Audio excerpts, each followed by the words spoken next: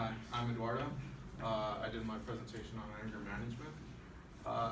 Some context before why I chose to do anger management was because my older brother, he's taking a psych class, and he gave me a scenario, right? He's like, if someone were to bump into me, would I get angry?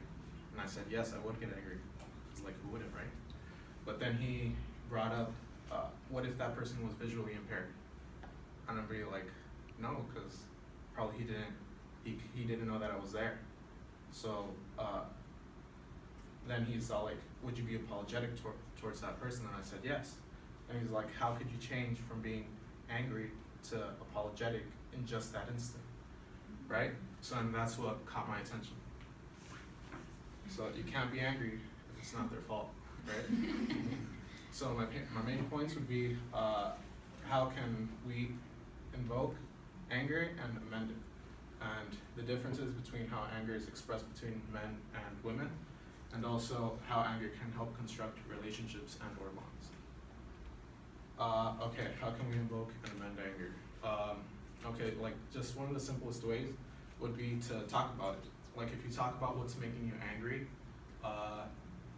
you'll be able to desensitize yourself from what is actually making you angry, and you could shed some light upon it,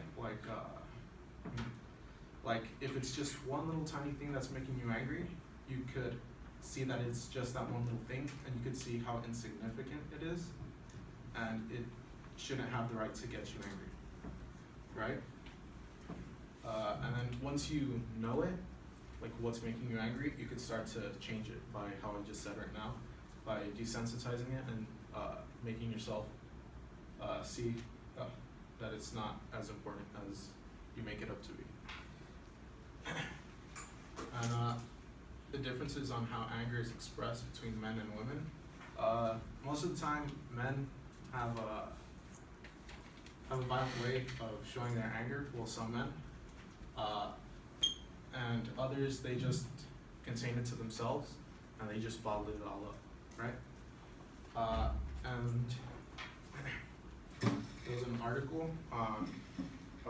called Developing and Evaluating Anger Management Intervention Between Boys, and if gender was a part of it.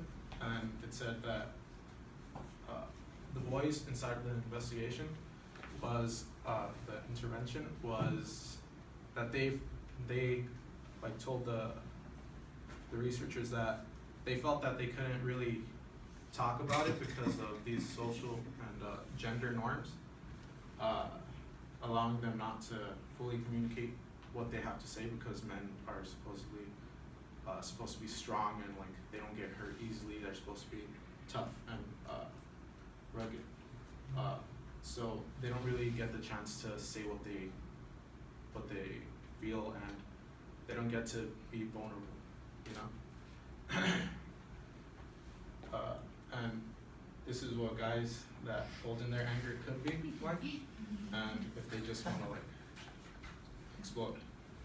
And how anger can help construct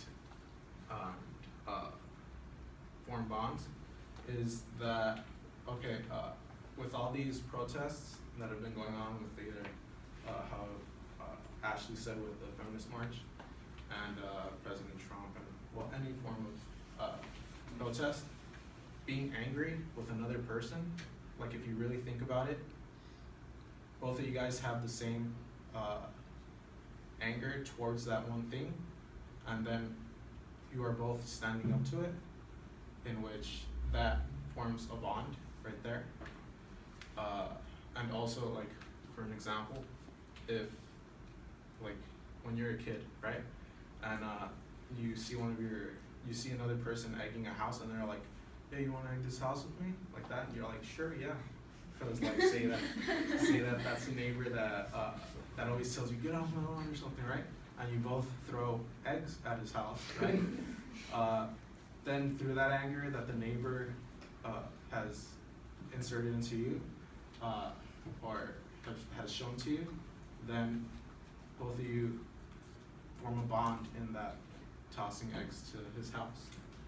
And next time that that someone says anything about you that you feel insecure about, or that gets you angry, don't be like Senor Dog right here, and just hitting like that. Like actually talk it out, because it'll make you feel a lot better, and actually talking it out brings you joy too.